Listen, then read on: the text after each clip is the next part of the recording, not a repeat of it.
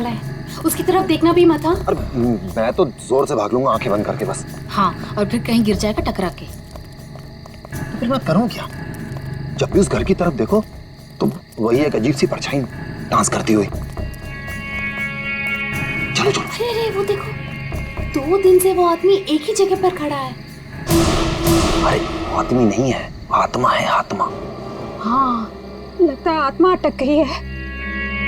लेकिन ये है कौन? ये यहाँ तो वो बुढ़िया रहती थी, वो आजकल दिखाई नहीं देती। शायद मर गई है या कहीं गायब हो गई है। अरे तो फिर यार रह कौन रहा है? उसकी तो एक भतीजी भी थी। अरे हाँ, दोनों यही रहती थी। अब दोनों की दोनों गायब है, लेकिन कहाँ? पकड़ो यार, आज मैं देख के ही आता हूँ क्या है। क्या? आ रहा हूँ। समर प्लीज पागल हो गया क्या? समर अरे रुको ना, मैं आ रहा हूँ। यहाँ जाना। प्लीज रुको, मैं आ रहा हूँ। ओके। क्या कर रहा है तू? इसको ना कुछ ज्यादा हीरो बनने की आदत है। समर प्लीज मत जाओ। Summer summer summer summer.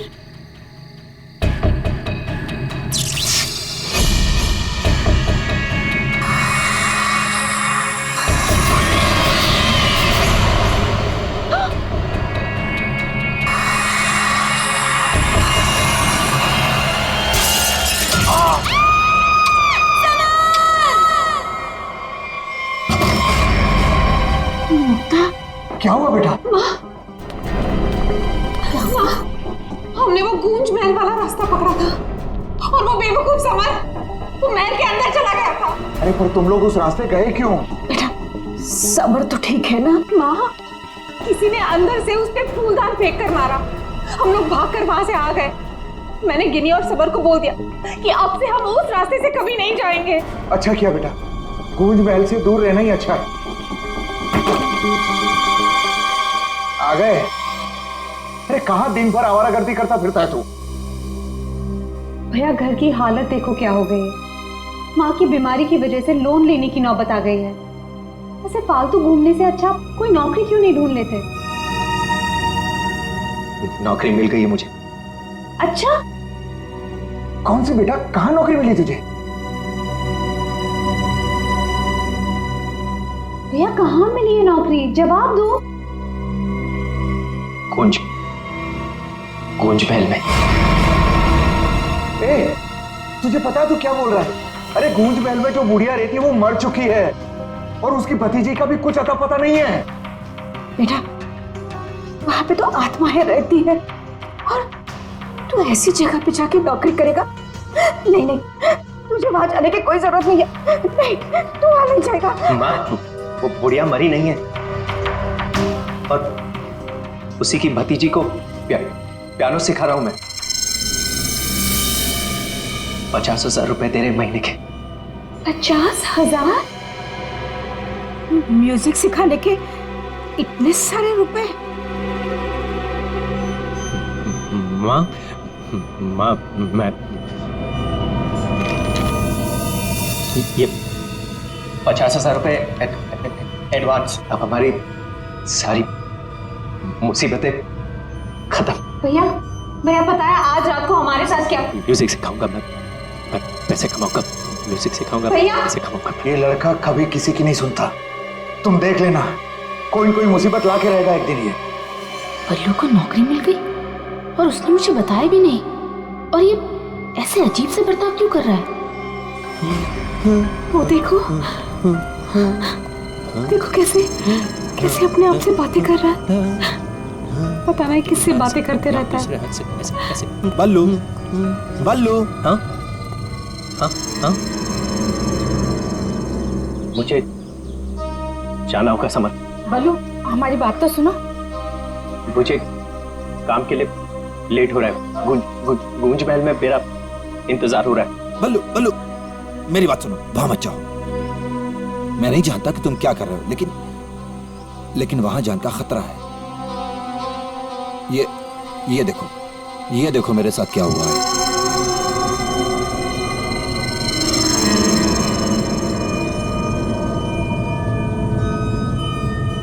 क्या हुआ?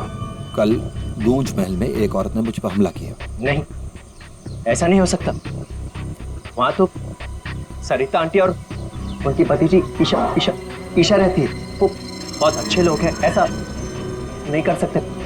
मुझे लेट हो रहा है, मुझे जाना होगा। अरे भैया मत जाओ, वहाँ खतरा है भैया।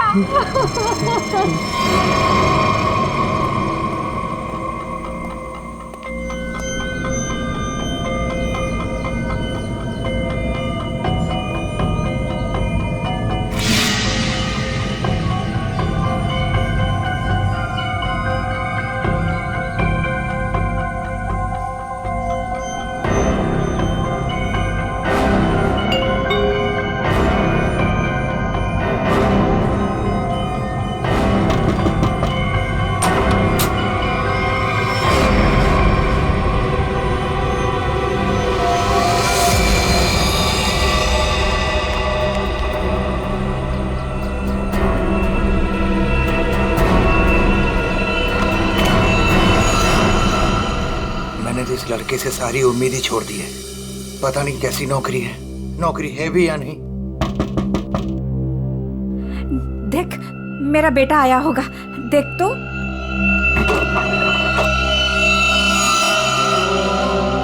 भैया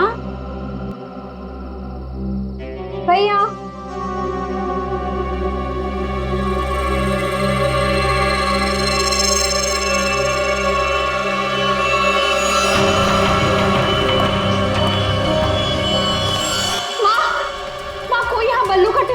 चला गया।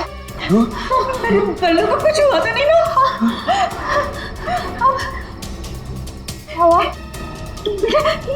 ये क्या है? कौन? अरे कौन कैसे खोला?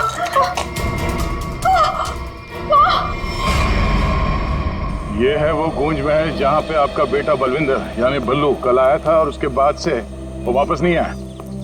यहाँ पे 2 औरतें रहती हैं, एक बुजुर्ग औरत सरिता देवी और उसकी भतीजी ईशा है। और आप लोगों के हिसाब से वो लोग कुछ अजीब है, राइट? सर, ये पूरा घर ही अजीब है। यहाँ की खिड़कियों से रोशनी चमकती है, साए दिखते हैं, यहाँ से गुजरने वाले लोगों पर चीजें फेंककर हमला करते हैं। पता नहीं मेरा भाई कैसे फंस गया यहाँ। बल्लू यहाँ नौकरी करता था? जी हाँ, और इसी घर से मेरे बेटे का खाने का डिब्बा वापस आया था, खून से भरा। और सर, जब पता लगाने के लिए मैं अपने दोस्तों के साथ यहाँ आई थी तो हमने दरवाजा खटखटाया, आवाजें लगाई, डोरबेल बजाया, लेकिन किसी ने जवाब नहीं दिया। सर, यहाँ मेरे बेटे के साथ जरूर कुछ हुआ है। उन लोगों ने जरूर कुछ किया है सर। प्लीज मेरे बेटे को बचा लीजिए।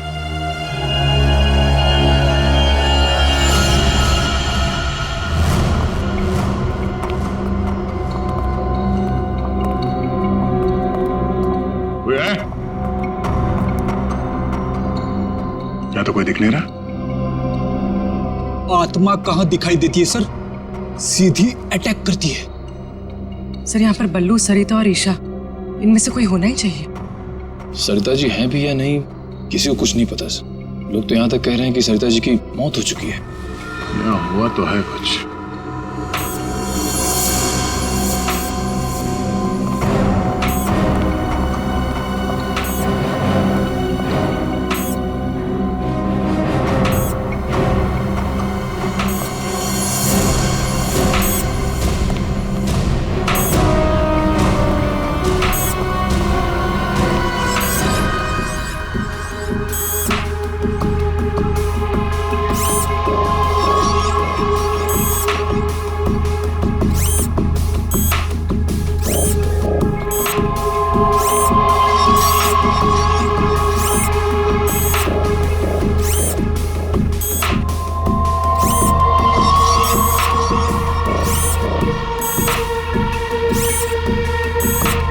सर, ये क्या है तो ये इंसान ही, मगर मैकेनिकल पुतला बना दिया है। खुद ताली बजा रहा है।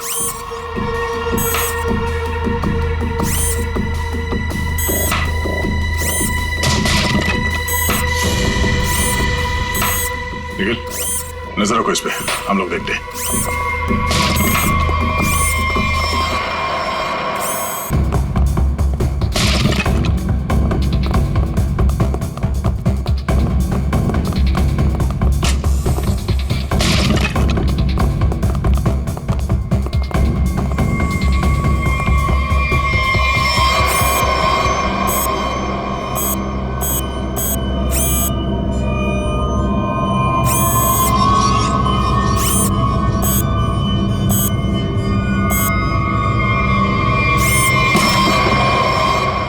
ये क्या है? ये तो रोबोट जैसा कुछ है। इसके एक्शंस और मूवमेंट्स देखो कितने मैकेनिकल है।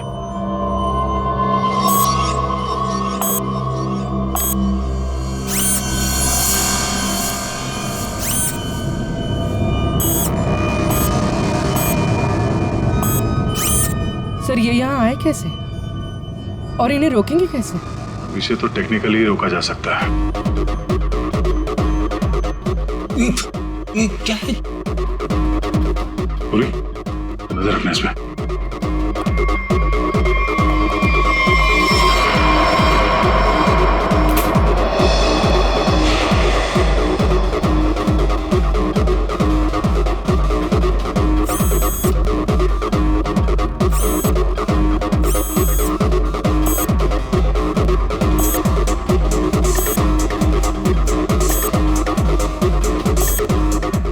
तीन यंत्र मानो, सब लोग अपने मूवमेंट्स ऐसे ही दोहरा रहे हैं।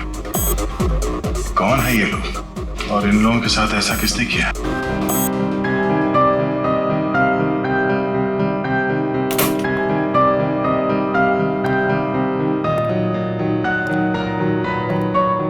बलवंत,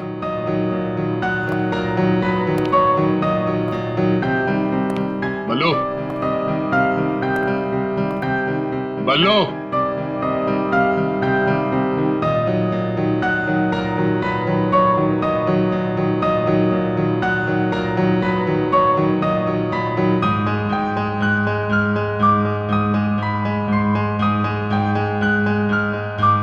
बात नहीं करनी।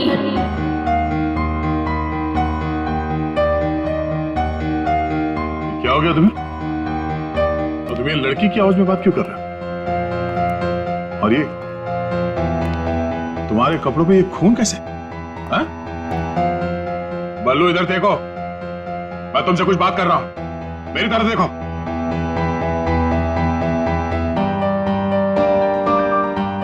मैंने कहा ना, बात नहीं करनी। पियानो बजाते वक्त मैं किसी से बात नहीं करती। मुझे गुस्सा आता है और फिर मैं सबको मार देती हूँ, मार देती हूँ।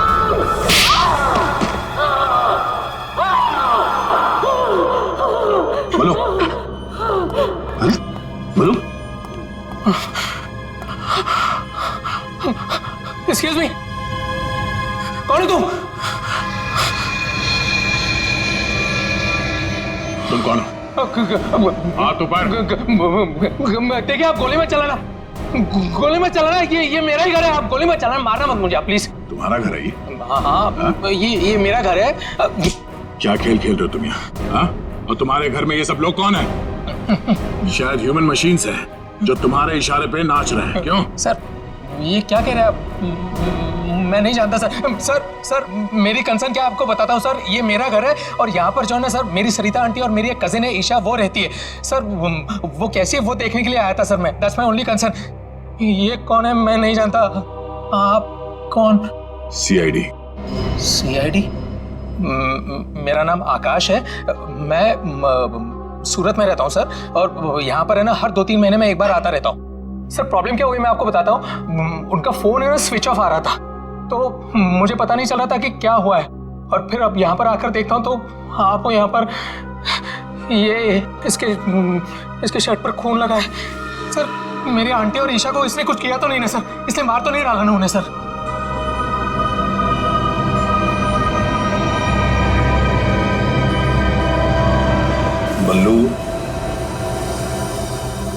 बल्लू तुम सुन रहे हो? मैं तुमसे बात कर रहा हूं।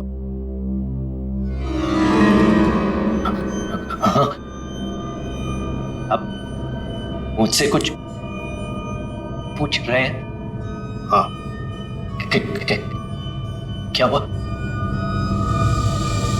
बल्लू हमें बताओ, तुम गूंज महल गए थे ना, तब तुम्हारे साथ क्या हुआ? क्या हुआ तुम्हारे साथ? कुछ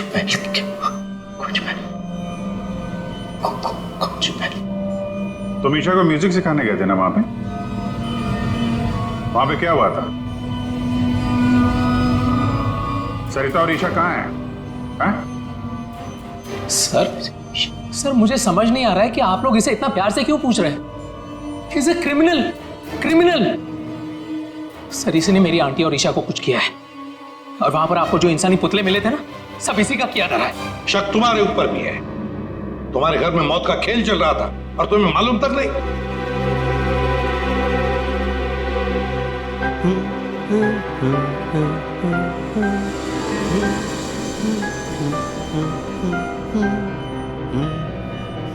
सचिन, वो फोटोग्राफ दिखाओ।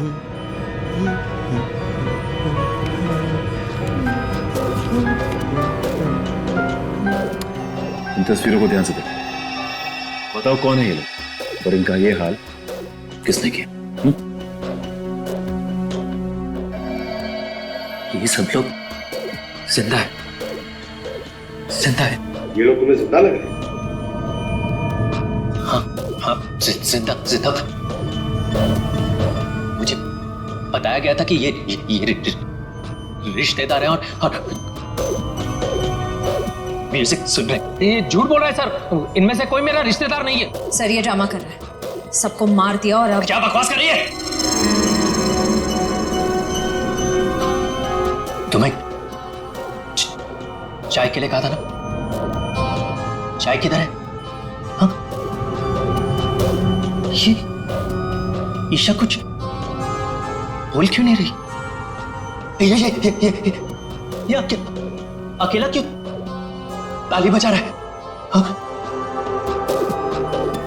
मम्मी को बोल देता हूं, रुकूं या भाग जाऊं? कितना बड़ा और डरावना घर है। सर आप मेरी बात सुनिए सर, ये पूरा का पूरा पागल हो चुका है। Is a psycho killer. Bablu क्या हुआ था कल जब तुम ईशा को म्यूजिक सिखाने गए थे? कुछ याद है वहां पे क्या हुआ था? हा? क्या हुआ था वहां पे?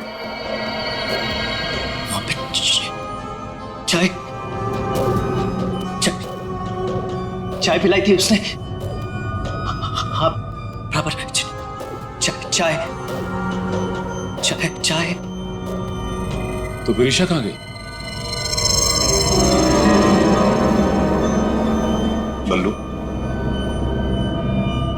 बल्लू, किसका खून था तुम्हारे कपड़ों पर? हाँ? फिर दया पर हमला क्यों किया तुमने? कपड़े। अरे मेरे कपड़े बदल गए। मेरे कपड़ों पे खून था। खून था कपड़ों पे। खूनी के कपड़े पे खून ही होता है। एक मिनट, आप जरा उधर चलो। चुप रहिए, बीच में बोली मत। चाय लेके आओ। ईशा को ये आदमी तो किसी भी सवाल का जवाब ठीक दे नहीं रहा।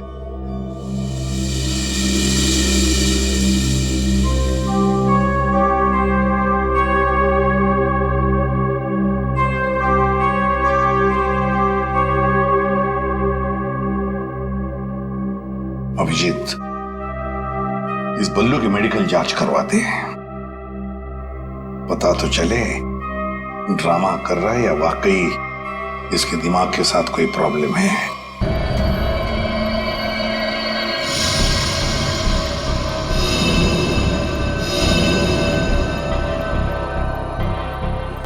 बल्लू की कमीज पर एक लड़की का खून लगा हुआ।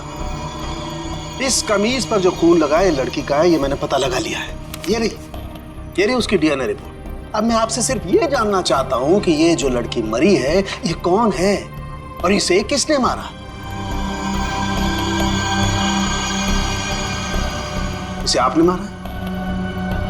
नहीं? या फिर इसे आपने मारा? नहीं? या फिर इसे तुमने मारा?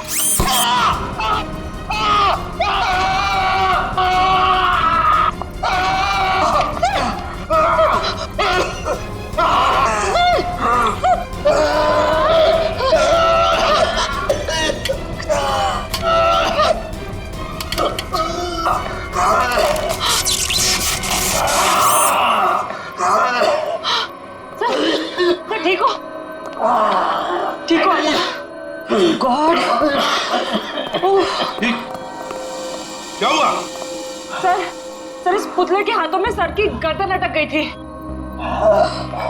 बहुत जल्दी छुड़ गए। हाँ, छोड़ दिया, बहुत जल्दी छोड़ दिया, क्योंकि ये पुतले ना तो मशीन है, ना ये पुतले पूरी तरह से इंसान है। तो फिर ये कि ये टैक्सीडर्मी और रोबोटिक का मिला जुला रूप है। सर, ये टैक्सीडर्मी और रोबोटिक्स क्या होता है? पंकज, टैक्सीडर्मी एक कला है जिसमें जानवरों की खाल को एक खास किस्म के केमिकल में प्रिजर्व करके उनमें भूसा भर करके उनको एक आकार दिया जाता है। इन तीनों के साथ भी ऐसा ही किया गया है। इंसान की खाल को केमिकल में प्रिजर्व करके लकड़ी के पुतलों पर चढ़ाया गया है।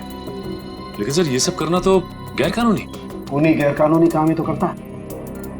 यार सालुंखे, ये इंसान तो नहीं है, फिर भी ये ताली कैसे बजाते हैं, हमला कैसे करते हैं? इन तीनों के दिमाग में एक मशीन फिट कर दी गई है। इसका कंट्रोल खूनी के हाथ में, और खूनी ने उस मशीन के जरिए इनके चारों तरफ एक खास घेरा निश्चित कर दिया है। कोई भी इंसान उस घेरे के अंदर आकर के कोई मूवमेंट करता है, ये चालू हो जाते हैं, अपना काम करने लगते हैं। एक्टिव हम लोग भी तो आसपास घूम रहे हैं डॉक्टर साहब। नहीं, इन तीनों की मशीन को मैंने डीएक्टिवेट कर दिया था। वहां उस पीछे वाले में कुछ गलती रह गई। अब बॉस, और ये एक्टिविटी इनकी मेमोरी में पहले से फिट है। और इतना ही नहीं बॉस, इनके अंदर और भी बहुत कुछ है। आओ दिखाता हूं।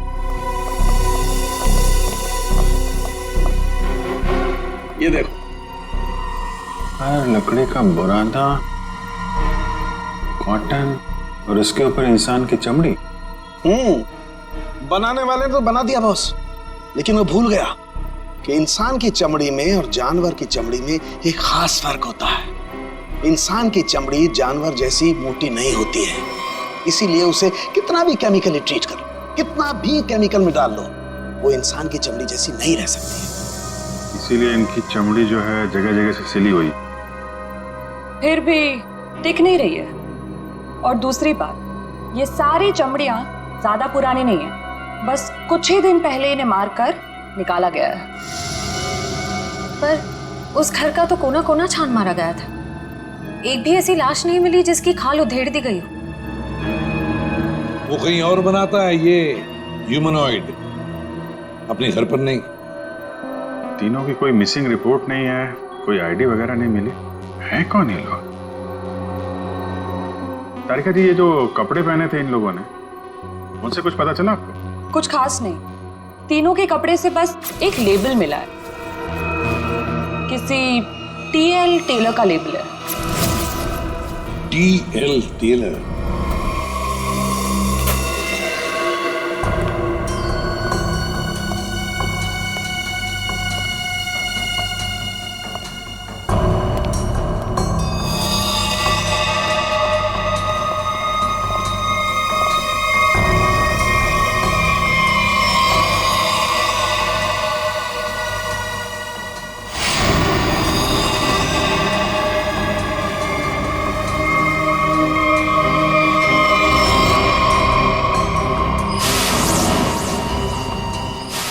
को मारा गया था? कई बार मारा गया। सर, बल्लू के कपड़े पे जो खून के छींटे थे, कहीं इस लड़की के तो नहीं? ये तो बल्लू ही बताएगा। मुंजी, असली बात यह है कि गूंज महल में से एक लाश मिली हमें, एक लड़की की लाश। ये है वो लड़की। क्या आप जानते हैं इसे? किन्नी है ये, मेरे बेटे की दोस्त। ये मर गई क्या? तो ये बल्लू उस लड़की को जानता था सर? और मोहन जी, बल्लू के कपड़ों पर गिनी का खून है। मोहन जी, आप प्लीज थोड़ा वेट करिए, हम आपको बुलाते हैं। एसीपी सर,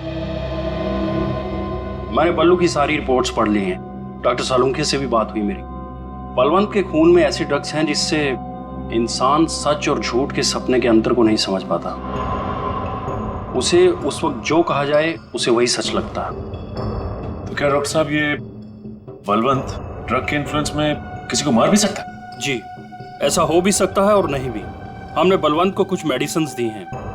आधी बेहोशी की हालत में हम बलवंत के दिमाग के माध्यम से वापस गूंज महल जाएंगे। क्या तुम मुझे सुन पा रहे हो बल्लू? हाँ। गुड। अब एक काम करो, अपनी आंखें बंद करो और ठीक उसी तरह वापस गूंज महल जाओ जैसे तुम पहली बार गए थे। बोलो ईशा, क्यों बुलाया? वो मेरे पास एक नौकरी है तुम्हारे लिए, करोगे? नौकरी? हाँ, तुम म्यूजिशियन हो ना, पियानो बजाते हो, मैं जानती हूँ। मैं तुम्हें 50,000 रुपए दूंगी। 50,000? हाँ, अब तुम यहाँ बैठो, कहीं जाना मत, मैं तुम्हारे लिए चाय बना के लाती हूँ, ठीक है? यही बैठना। चाय नहीं चाहिए ईशा, सुनो। ये 50,000 की नौकरी कर लूं? कर लेता हूं, पैसे अच्छे हैं, उससे माँ का इलाज भी हो जाएगा। लेकिन ये ईशा मुझे कुछ बताने वाली थी, उससे कुछ बोल नहीं रही, पता नहीं क्या हुआ ऐसे। और ये घर भी थोड़ा सा अजीब लग रहा है, कहीं ईशा कोई मुसीबत में तो नहीं है?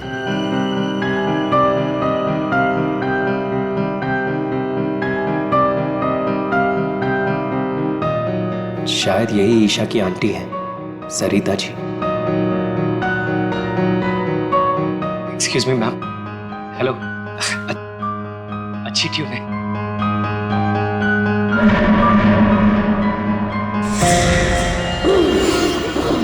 नहीं छोड़ूंगी। छोड़ो। नहीं छोड़ूंगी। छोड़ो। अरे बोलो। नहीं छोड़ूंगी। संभालो उसे, मार डालेगा वो डॉक्टर को। नहीं छोड़ूंगी। संभालिए आप इसे। नहीं छोड़ूंगी। बल्लू, ये लड़की की आवाज में क्यों?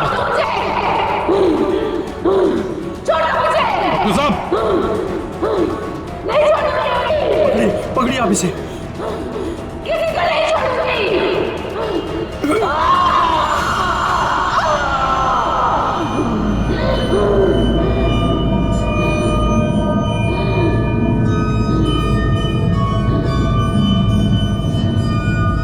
नहीं छोड़ूंगी, किसी को नहीं छोड़ूंगी। पुतला बना दिया, परेशान कर दूंगी। बची हुई बॉडी से मछलियों को खिला दूंगी।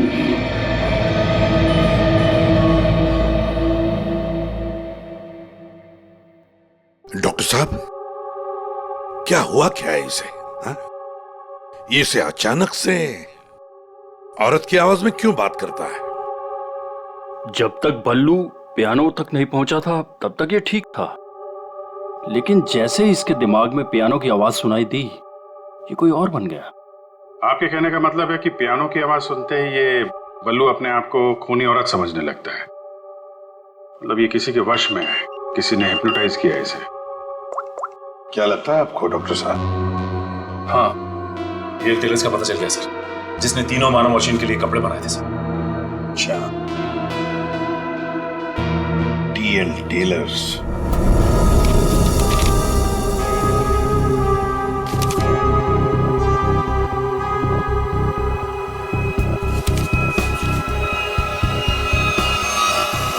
साहब जी। हाँ, अभी आया। देखिए सर, ये ऑर्डर एलपी प्रोडक्शन का है। 19 दिसंबर 2015 को कपड़ा दिया था और 1 जनवरी 2016 को 5 कॉस्ट्यूम और नाप भी है, और ऑर्डर देने वाली का नाम भी है, रॉबी का, और फोन नंबर भी है सर। 91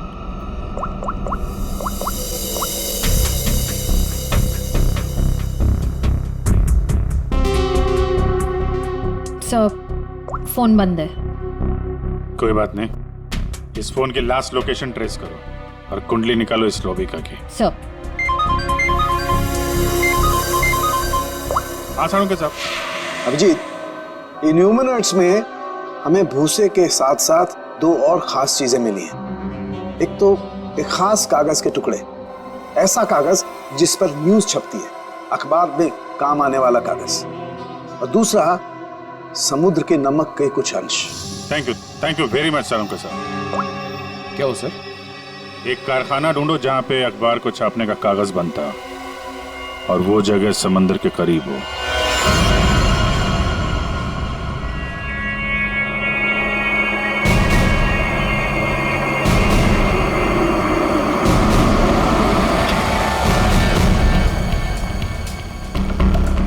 समंदर के किनारे पेपर मिल,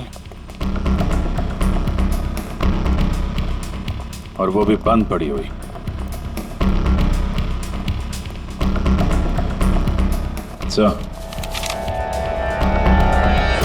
सर यहाँ पे ये पेपर और ये पेड़ की छाल और वहां पर कपड़े, यहाँ तो वो हर वो चीज मौजूद है जो मानव मशीन के अंदर भरी गई है।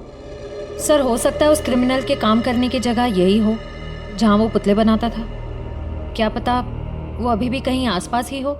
मगर वो जगह कहाँ है? यहाँ तो सिर्फ पुतले में भरने का सामान है ना। वो टैक्सी डमी की जगह और वो रोबोट बनाने की जगह वो कहाँ है? पुतलों में भरने का सामान यहाँ है तो वो जगह भी यहीं कहीं होगी। ढूंढो।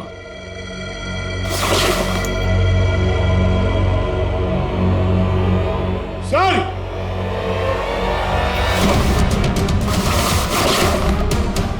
सर! माय गॉड,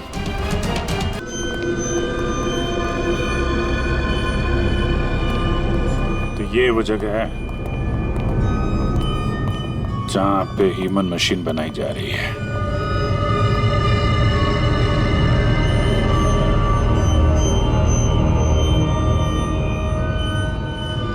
ये देखो,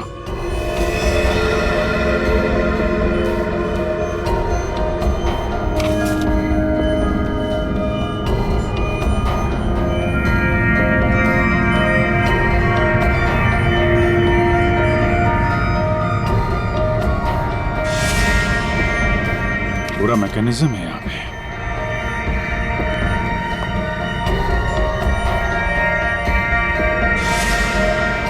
सर! हाँ? सरिता जी का रोबो। Oh no.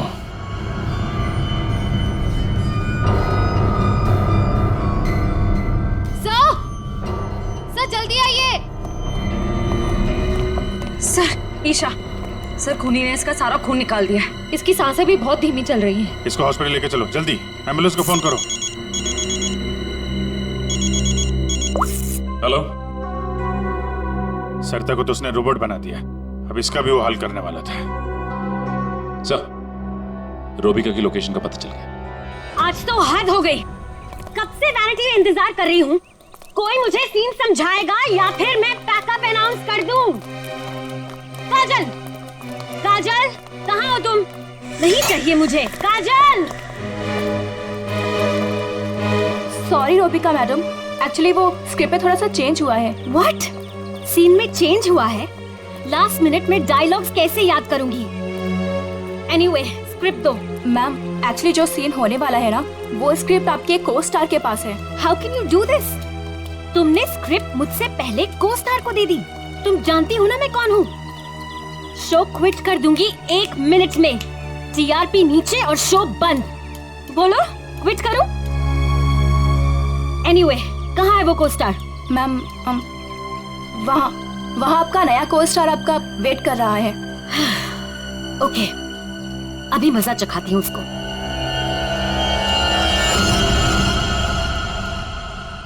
हेलो, कोई है? यहाँ तो कोई नजर नहीं आ रहा। हेलो, कोई है यहाँ पर? हेलो, हेलो, कोई है? पता नहीं ये काजल भी ना यहाँ क्यों भेज दिया मुझे।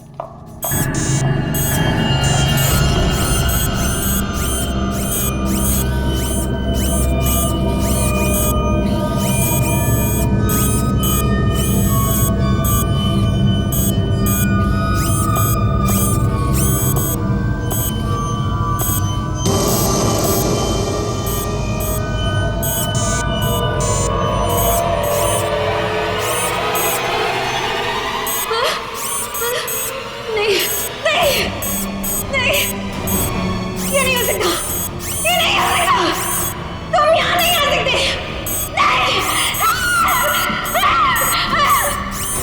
Hello miss Rubika.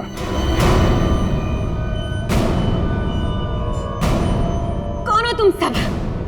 और ये सब नाटक क्या है? हमें छोड़िए, आप ये बताइए कि आपने ऐसा क्यों कहा कि ये यहाँ नहीं आ सकते? आप जानती हैं ना? वो मैं डर गई थी, इसीलिए मेरे मुंह से कुछ भी निकल गया। सच बोलिए, सीआईडी से हम लोग। सीआईडी? जी हाँ। इन मशीनी मानव के पीछे क्या कहानी है? कौन है वो 3 लोग जिन्हें तुमने इस हालत में पहुंचा दिया? ईशा और सरिता के साथ क्यों किया तुमने ऐसा?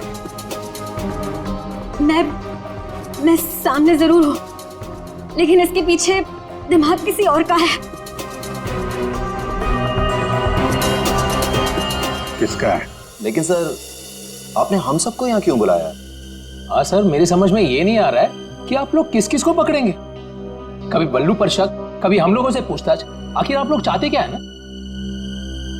कुछ तो बताइए सर, ये सब किसने किया है?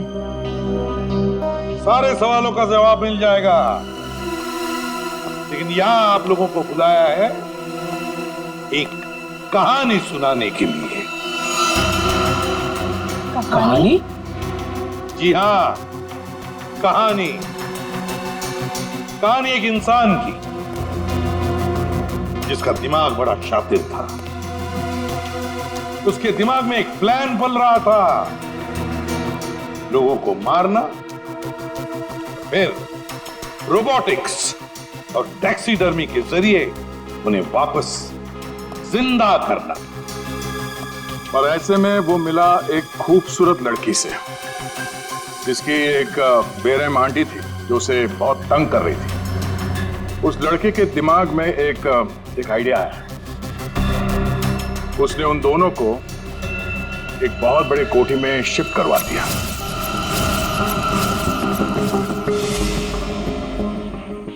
Thank you so much. और फिर उस लड़के ने उस सुंदर सी लड़की को पहला झटका दे ही दिया। उसने उस लड़की की आंटी को मार डाला इसी घर में। इस तरह लड़की की आंटी बन गई इस लड़के का पहला कामयाब आविष्कार। उसके बाद में उसने कुछ लोगों को और भी अपने एक्सपेरिमेंट का निशाना बना दिया। हैरानी की बात यह है कि वो सब उसके वो दोस्त और कलीग्स थे जो उसके साथ विदेश में काम करते थे। अब हुआ ये कि ये लड़की इस लड़के से बहुत डरने लगी और फिर उससे बचने के लिए उसने अपने और एक दोस्त की मदद मांगी। ऐसे रो मत, मैं हेल्प करूंगा तुम्हारी, तुम बताओ क्या करना। और जब खूनी को ये बात पता चली तो बहुत भड़क गया। प्लीज मुझे मत मारो, मुझे छोड़ दो प्लीज। उसने उस लड़की को कैद कर लिया और उसके दोस्त को बेवकूफ बनाया। उसने उसे ये एहसास दिलाया कि ये सब कुछ जो हो रहा है वो उसी की वजह से हो रहा है। तो तुम जैसा बोलोगे मैं वैसा करूंगी, प्लीज मुझे जाने दो। और उस बेचारी लड़की ने अपने मददगार दोस्त के चाय में ड्रग मिलाकर उसे हिप्नोटाइज करना शुरू कर दिया। मैं जैसा बोलूंगी तुम वैसा ही करोगे, मेरी हर बात मानोगे तुम, है ना? दिलचस्प कहानी। सर ये कहानी तो इस घर की और बल्लू की है। हाँ, सरिता, ईशा और उस खूनी की कहानी है ये। लेकिन सर वो खूनी कौन है? वही तो, खूनी कौन है कौन खूनी?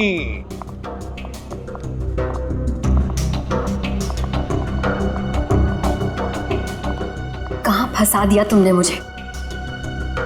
तुमने तो कहा था कि ये कोई एक्सपेरिमेंट है, तुमने तो खून ही कर डाले। ये सब तुमने किया समर?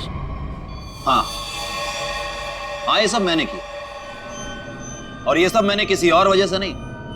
ये सब मैंने सिर्फ इसलिए किया क्योंकि मैं चाहता हूं कि साइंस की दुनिया में मेरा नाम सुनहरे अक्षरों में लिखा जाए, और कि मेरे इतने बड़े एक्सपेरिमेंट को वो लड़की, वो ईशा बर्बाद कर देना चाहती थी। और इसके लिए उसने उस बल्लू से मदद भी मांगी। और तुमने बल्लू के चाय में वो ड्रग मिलाकर उसके दिमाग में ये बात बिठा दी कि वो एक औरत है और उसे लोगों को मारना है, और उसके लिए ट्रिगर थी पियानो की वो धुन। बल्लू को लगभग मेरा पूरा राज पता चल चुका था, ठीक है, और गिन्नी को पड़ी हुई थी बल्लू को बचाने की। तो अपने एक्सपेरिमेंट को बचाने के लिए मुझे को दोनों को मारना ही था। और आप बताइए, अब जो लोग मर चुके हैं उनका असली कातिल भी तो चाहिए ना लोगों को।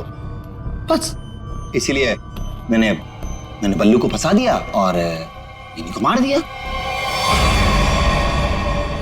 साइंस की दुनिया में अपना नाम सुनहरे अक्षरों में देखना चाहते थे तुम। दिमाग तो था, है, पर क्या करें, विकृत है, विकृत। अपने इस घटिया एक्सपेरिमेंट के लिए न जाने कितने मासूम लोगों की जानें ली तुमने। तुम्हें जीने का कोई हक ही नहीं है। फांसी होगी तुम्हें, फांसी।